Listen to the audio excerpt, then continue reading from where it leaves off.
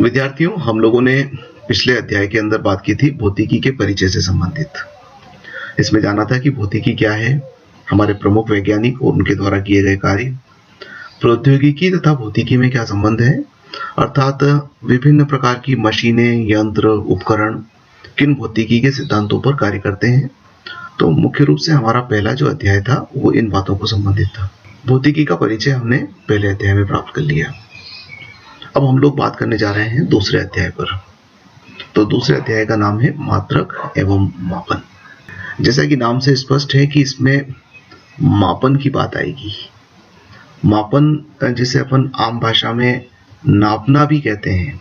विभिन्न प्रकार के मापन से हम परिचित हैं, जैसे लंबाई नापना, द्रव्यमान लेना, समय की गणना करना। ये सभी चीजें क्या है, मापन के अंतर्गत आती है। और मापन के साथ में मात्रक जुड़ा हुआ रहता है। बिना मात्रक के मापन का कोई अर्थ नहीं निकलता। तो इसलिए हमें इस अध्याय में दोनों बातों पर चर्चा करनी है कि मात्रक क्या है और मापन क्या है, और इस पर थोड़ी डिटेल बात करेंगे।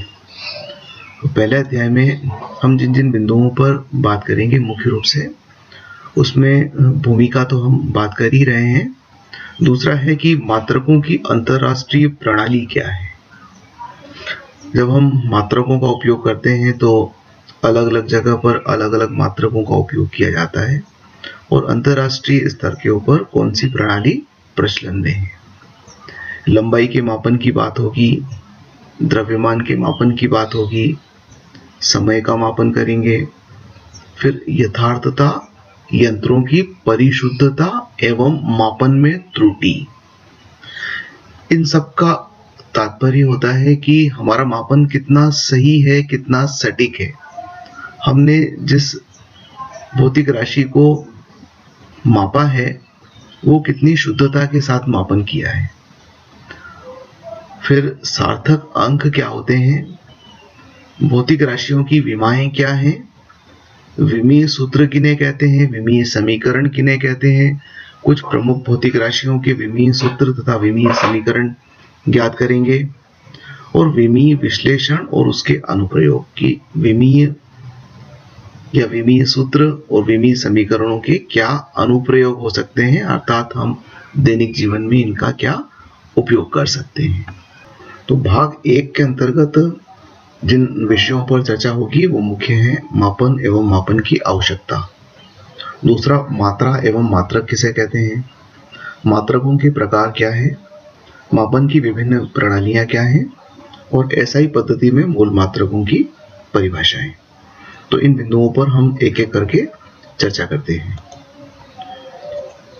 सबसे पहले आइए कि मापन एवं मापन की आवश्यकता क्या है। परिभाषा कहती है कि मापन का तात्पर्य है किसी भौतिक राशि को किसी संदर्भ मानक अर्थात स्टैंडर्ड मानक से तुलना करना। भौतिक राशि से आप लोग परिचित हैं। भौतिक राशियां जो होती हैं भौतिकी के अंतर्गत, जिनमें द्रव्यमान होता है, जो स्थान घेरती है, तो ये सभी राशियां भौतिक राशियां कहलाती हैं। जिसमें द्रव्यमान होता है, ऊर्जा भी भौतिक राशि है। इनको किसी संदर्भ मानक अर्थात स्टैंडर्ड मानक से तुलना करना। अब आप इसको समझ लें थोड़ा सा कि संदर्भ मानक क्या है और स्टैंडर्ड मानक क्या है। बहुत आम शब्दों में कहें तो आपने जैसे देखा होगा, सब्जी लेने जाते हैं हम, तो एक और वो एक बाट रखता है, वो बाट हमारा संदर्भ मानक हो गया। अर्थात तराजू में एक और उसने 1 किलो का बाट रखा है, दूसरी ओर आलू चढ़ाता है, और जब तराजू संतुलित होती है इसका मतलब हमारे आलू उस 1 किलो के बराबर हो गए हैं। तो वो 1 किलो क्या हो गया, संदर्भ मानक हो गया, या उसको स्टैंडर्ड मानक भी कह सकते हैं। तो भौतिकी के शब्दों में ये संदर्भ मानक हो गया। इसी प्रकार से हम कपड़ा लेने जाते हैं तो मीटर स्केल से वो मीटर से नाप के हमें कपड़ा देता है, तो मीटर स्केल क्या है, संदर्भ मानक है या स्टैंडर्ड मानक है। हम इससे तुलना करके कोई भी मापन करते हैं। अब आप सोचो कि बिना स्केल के क्या कपड़ा नाप सकते हैं, बिना टेप के क्या हम लंबाई को नाप सकते हैं, बिना बाट के क्या हम किसी वस्तु का भार कर सकते हैं तराजू के माध्यम से। तो ये सब चीजें क्या कहलाती है, संदर्भ मानक कहलाती हैं। तो इनसे जब तुलना करते हैं किसी भी भौतिक राशि की तो हमें मापन प्राप्त होता है। भौतिक राशि के बारे में सही जानकारी मापन के द्वारा ही प्राप्त होती है। तो ये तो बात सही है कि यदि हमें सही जानकारी चाहिए तो बिना मापन के हम सही जानकारी प्राप्त नहीं कर सकते। जैसे मसलन हम आम लेने गए और उसने 2 आम उठा के हमको दे दिया और बोल दिया कि साहब 1 किलो आम हो गए, तो हम उसे नहीं मानेंगे। हम कहेंगे भैया तू एक काम कर, तराजू में रखकर इसे तोल दे हमें। तराजू में रख के तोलेगा मतलब वो संदर्भ मानक के साथ में उसकी तुलना करेगा और हमें बता देगा कि जो हमने दिया है वो 1 किलो है। तो सही जानकारी मापन के द्वारा ही प्राप्त होती है। तो ये मापन और मापन की आवश्यकता हुई कि यदि हमें किसी भी भौतिक राशि के बारे में सही जानकारी प्राप्त करना है तो मापन की आवश्यकता है। मात्रा तथा मात्रक किसे कहते हैं? तो जब भी मापन होता है तो उसमें 2 बातें होती है। एक तो होता है संख्यात्मक मान, और संख्यात्मक मान को हम मात्रा कहते हैं। परिभाषा है कि मापन में किसी भौतिक राशि को संख्यात्मक मान द्वारा व्यक्त किया जाता है। इस संख्यात्मक मान को मात्रा कहते हैं। जैसे 5 किलो शक्कर, तो 5 क्या है? संख्यात्मक मान है, तो इसको हम मात्रा कहेंगे कि शक्कर की मात्रा कितनी है? 5। आगे देखिए, भौतिक राशि के मापन में प्रयुक्त संदर्भ मानक को मापन का मात्रक कहते हैं। वही संदर्भ मानक जो हम अभी बात कर रहे थे कि जैसे बाट है या स्केल है, तो ये क्या है? संदर्भ मानक है। हमने कहा 5 किलो शक्कर, 5 के साथ में किलो शब्द जोड़ा है, तो किलो क्या है? संदर्भ मानक है, तो किलो क्या हुआ? मात्रक हुआ। तो इस संदर्भ मानक को जिससे कि हम तुलना कर रहे हैं उसको मात्रक कहेंगे। तो कोई भी मापन 2 बातों से मिलकर बना होता है, एक तो मात्रा और दूसरा मात्रक। अगर हम कहें कि 5 शक्कर है तो अधूरी जानकारी है, यानी कि उसमें मात्रा तो है पर मात्रक नहीं है। हमें ये बताना पड़ेगा कि 5 किलो शक्कर है, 2 किलो आलू हैं, 10 मीटर लंबाई है, तो 10 मात्रा हो गई और मीटर क्या हो गया? मात्रक हो गया। जब तक ये दोनों बातें नहीं जुड़ती हैं हमारा मापन ठीक तरह से व्यक्त नहीं होता है। किसी भौतिक राशि का संख्यात्मक मान यह बताता है कि उस भौतिक राशि में मात्रक कितनी बार सम्मिलित किया गया है। अब आप देखिए, जब हम कहते हैं कि 10 मीटर, मतलब मीटर को आपने कितनी बार मापा है? 10 बार मापा है, अर्थात मात्रक कितनी बार आया है? 10 बार आया है। हम कह रहे हैं कि 7 किलो चना, तो किलो कितनी बार आ गया? 7 बार आ गया। तो ये बताता है कि मात्रक कितनी बार सम्मिलित हुआ है, यानी कि 1-1 किलो कितनी बार आया? 7 बार आया, जब जाकर बना 7 किलो चना। तो ये मात्रक और मापन की परिभाषाएं हुई। अब हम बात करते हैं मात्रकों के प्रकार पर। मतलब जितनी भौतिक राशियां हैं हमें उतने मात्रक चाहिए, क्योंकि बिना मापन के भौतिक राशि की सही जानकारी मिलेगी नहीं। और जब हम मापन करेंगे तो हमें 2 बातें चाहिए, एक तो मात्रा चाहिए, दूसरा मात्रक चाहिए। तो मात्रा को तो हम ज्ञात करते हैं और मात्रक को व्यक्त करते हैं। मात्रक, हमें जितनी भौतिक राशियां हैं उतने मात्रकों की आवश्यकता होती है। तो मात्रकों को 2 प्रकार से क्लासिफाई किया गया, एक कहलाते हैं मूल मात्रक और दूसरे कहलाते हैं व्युत्पन्न मात्रक। अब इन दोनों की परिभाषाएं देख लेते हैं। मूल मात्रक वे मात्रक जो एक दूसरे से पूर्णतः स्वतंत्र होते हैं तथा जिन्हें अन्य मात्रकों से व्युत्पन्न नहीं किया जा सकता है, मूल मात्रक कहलाते हैं। अब इसमें क्या बात आ रही है कि एक दूसरे से स्वतंत्र होते हैं, अर्थात मूल मात्रक वे होते हैं जो स्वतंत्र होते हैं, खुद ही अपने आप में होते हैं, उनको आप दूसरे मात्रकों से निकाल नहीं सकते। जैसे हम कहते हैं कि मीटर, तो मीटर स्वतंत्र है अपने आप में, मीटर का संबंध कोई किलो से नहीं है या कोई समय से नहीं है। इसी प्रकार से जब हम कहते हैं कि मेरी आयु 52 वर्ष है, तो वर्ष जो है ये मात्रक हुआ।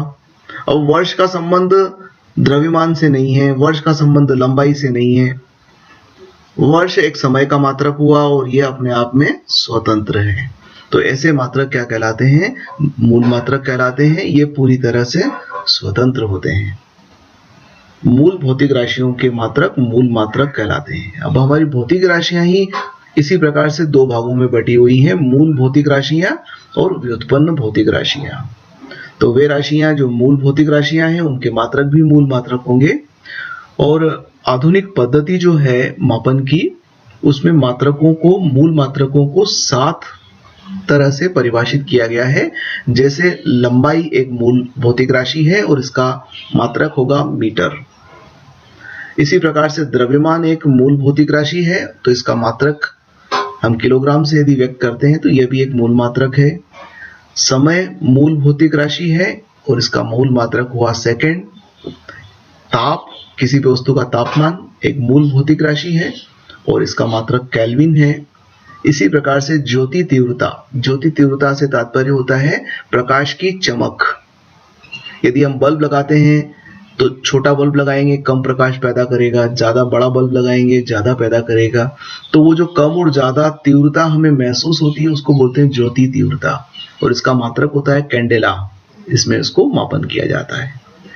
विद्युत धारा, हमारे घरों में जो बिजली आती है, विद्युत धारा प्रवाहित होती है तारों में, ये मूल भौतिक राशि है और इसका मात्रक एम्पियर है।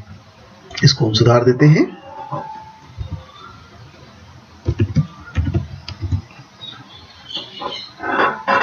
इसी प्रकार से पदार्थ की मात्रा, ये एक मूल भौतिक राशि है और इसका मात्रक मोल है। पदार्थ की मात्रा की आवश्यकता हमें सामान्यतः रसायन शास्त्र के साथ ज्यादा होती है, तो इस पर थोड़ी सी अपन आगे बात करेंगे जब मैं इसको और एक्सप्लेन कर दूंगा।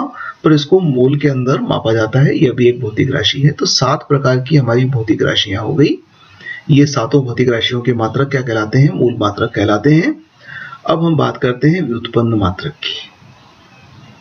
तो जो मात्रक मूल मात्रकों से व्युत्पन्न किए जाते हैं, ये मात्रक जो होते हैं ये मूल मात्रकों से निकालते हैं हम इन्हें, अर्थात ये निर्भर करते हैं मूल मात्रकों पर, इन्हें हम व्युत्पन्न मात्रक कहते हैं। उदाहरण के लिए क्षेत्रफल आप जानते हो लंबाई गुणित चौड़ाई होती है। लंबाई भी लंबाई है और चौड़ाई भी एक प्रकार से लंबाई है, क्योंकि लंबाई को भी हम फीते से नाप लेते हैं और चौड़ाई को भी फीते से नाप लेते हैं। जो भी मापन करेंगे वो लंबाई का ही मापन होगा। तो इस प्रकार से क्षेत्रफल में लंबाई कितनी बार सम्मिलित हो गई? 2 बार सम्मिलित हो गई। तो मीटर तो मूल मात्रक हो गया और मीटर चूंकि 2 बार आ गया तो देखो हमने लगा दिया मीटर का वर्ग। तो क्षेत्रफल का मात्रक क्या हो गया? मीटर वर्ग।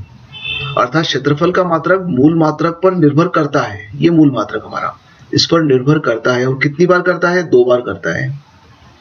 इसी प्रकार से यदि वेग की बात करें, कोई वस्तु चलती है तो उसमें वेग होता है और वेग का मात्रक होता है मीटर प्रति सेकंड। तो मीटर मूल मात्रक है, सेकंड भी मूल मात्रक है, पर वेग जो है वो इन 2 बातों पर निर्भर कर रहा है, मीटर पर भी करता है और सेकंड पर भी करता है। अर्थात इन दोनों से निकाला हुआ है, इसलिए यह व्युत्पन्न मात्रक हुआ। इसी प्रकार से बल का भी मात्रक है न्यूटन, ये भी एक प्रकार का व्युत्पन्न मात्रक है। तो ये दोनों परिभाषाएं हो गई मूल मात्रकों की और व्युत्पन्न मात्रकों की। अब आइए हम लोग बात कर लेते हैं मापन की विभिन्न प्रणालियों पर। विभिन्न देशों में विभिन्न प्रणालियां प्रचलित हैं।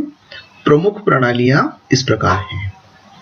एक कहलाती है CGS प्रणाली, दूसरी कहलाती है FPS प्रणाली, या इसको ब्रिटिश प्रणाली भी कहते हैं, और तीसरी कहलाती है MKS प्रणाली।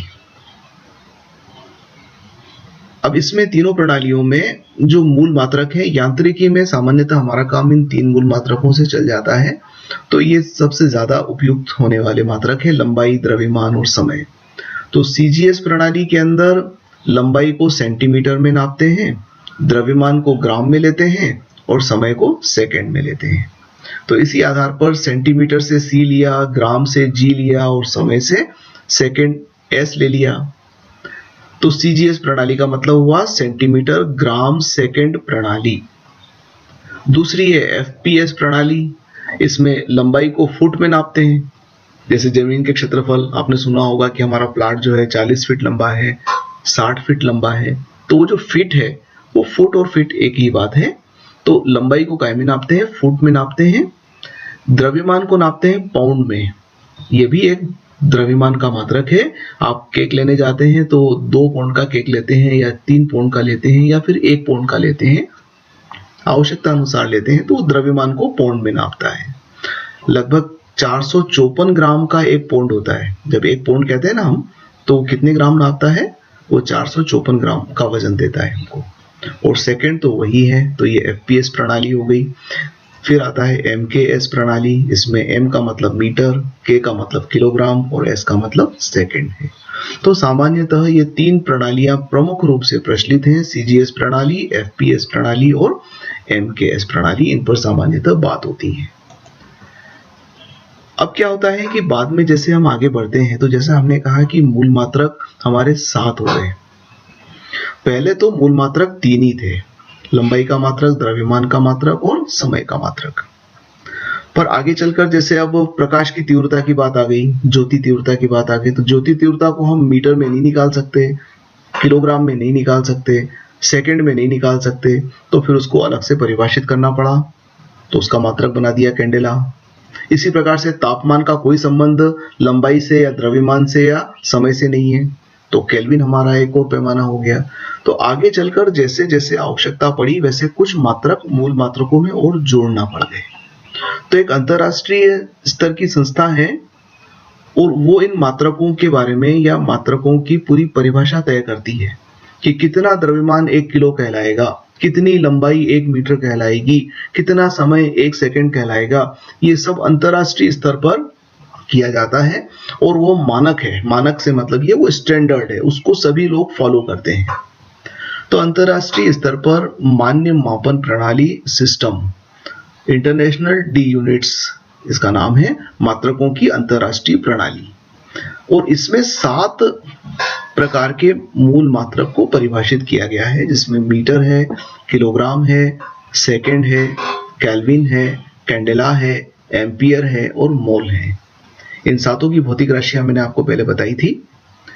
ये लंबाई है, ये द्रव्यमान है, ये समय है, ये ताप है, ये ज्योति तीव्रता है, ये विद्युत धारा है और ये पदार्थ की मात्रा है।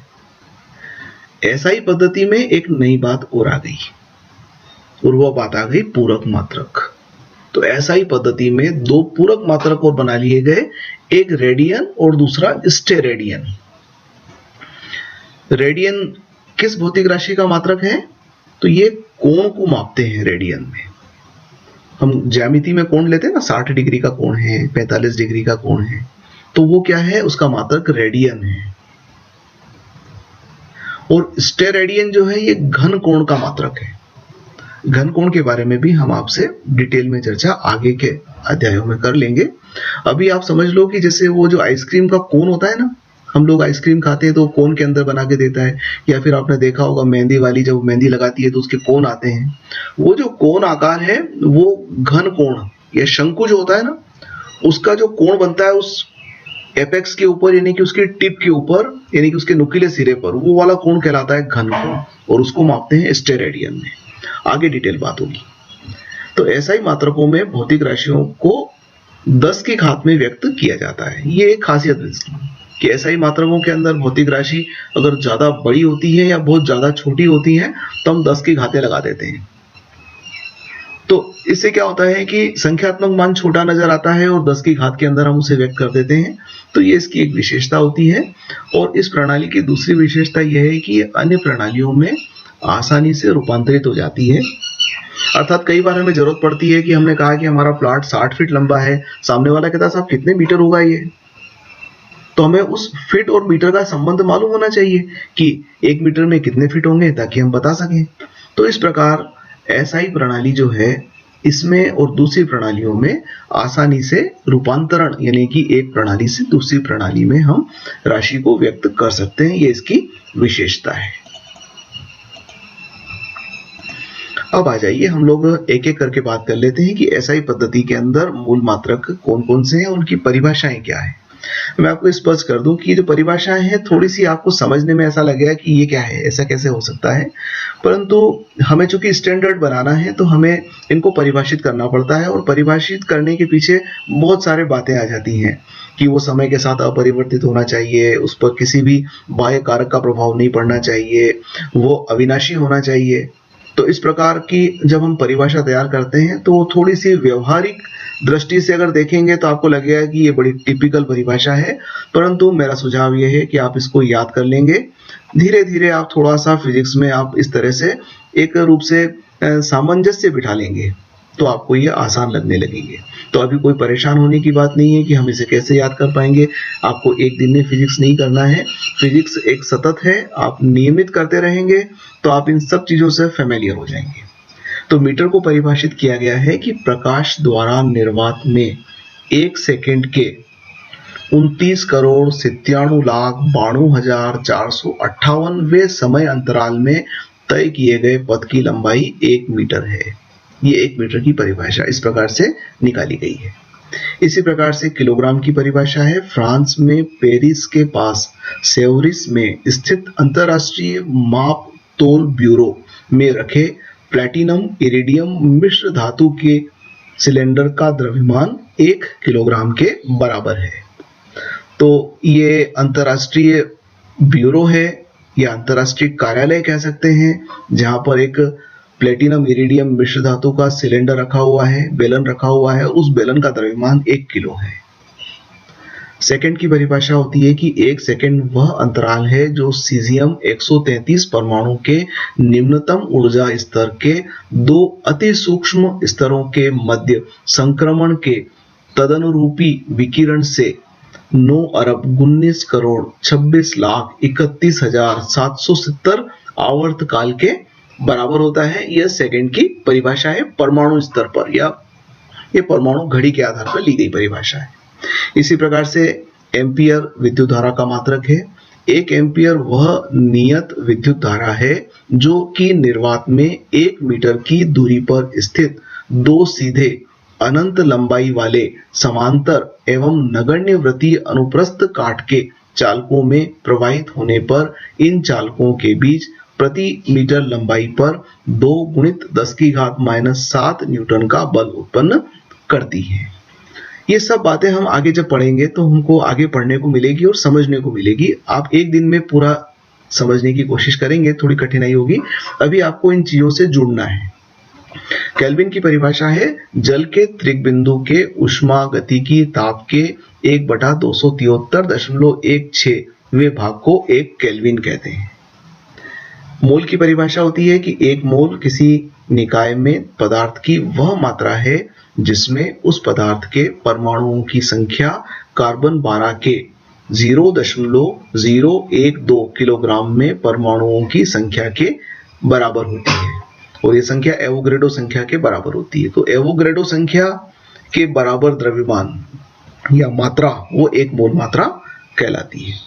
ज्योति तीव्रता कैंडेला यानी कि चमक किसी दिशा में 540 × 10⁻12 हर्ट्ज आवृत्ति वाले स्रोत की ज्योति तीव्रता जो उस दिशा में 1/683 वाट प्रति स्टेरेडियन का विकिरण तीव्रता का एक वर्णीय प्रकाश उत्सर्जन करता है, यह 1 कैंडेला कहलाता है। तो ये हमारे 7 मूल मात्रकों की हमने परिभाषा दे दी।